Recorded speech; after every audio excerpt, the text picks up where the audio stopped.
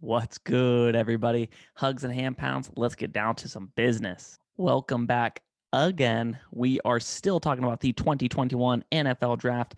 And my player profile today that we're talking about is none other than Travis Etienne. Etienne is arguably the number one running back in this 2021 NFL Draft. We are going to be watching film, talking about strengths and weaknesses, giving player comps. So you want to stick around because you do not want to miss it. Before we get to film, make sure you click that subscribe button and help support the show. Much love. Speed, contact balance, agility. It really is the perfect play. So he's going to take this carry. He makes a nice read, great vision, puts the guy in a spin cycle. It's laundry day, and then he's going to take it in for 6. Now you got to jump to the numbers. Did Travis Etienne improve from last season to this season? Well, it's kind of confusing because this was a COVID season. It was a little bit different. We do see that his yards per carry took a little bit of a dip. And it's also concerning that two of the best teams he played, Ohio State and Notre Dame, he got bottled up some. He did come back to absolutely demolish Notre Dame with a huge game. And don't forget, he is the leading rusher of all time in the ACC. Now we jump into what are the strengths of Travis Etienne? Well, let me give you 3 strengths for Travis Etienne. One, he's an absolute playmaker.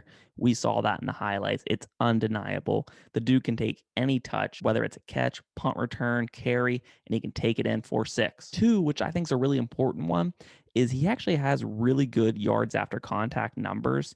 For a speed back, usually you don't see that. I mean, he is a little bit of a bigger speed back at about 215, but just great yards after contact, which is extremely impressive. 3, he's a modern day back. And what I mean by that is he played almost solely out of the gun with Trevor Lawrence. And that really keeps him up to date with a lot of offenses that almost primarily run out of gun.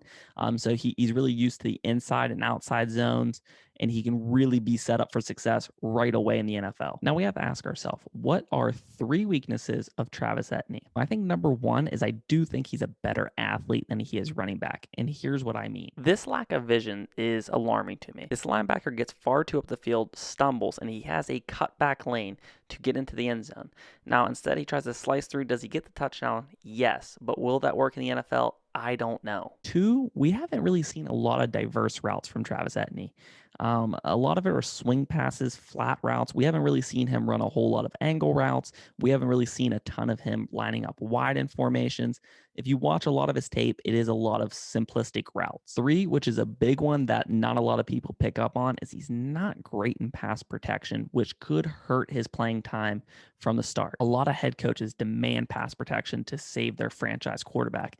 Etienne has struggled from time to time. Let's take a look. You look at this play and UNC showing pressure. So Etienne's going to have to probably pick up a blitzing linebacker. So as he steps up, see how the linebacker meets him and he doesn't meet the linebacker? He's almost waiting for the contact to come to him. It's not a great habit to have.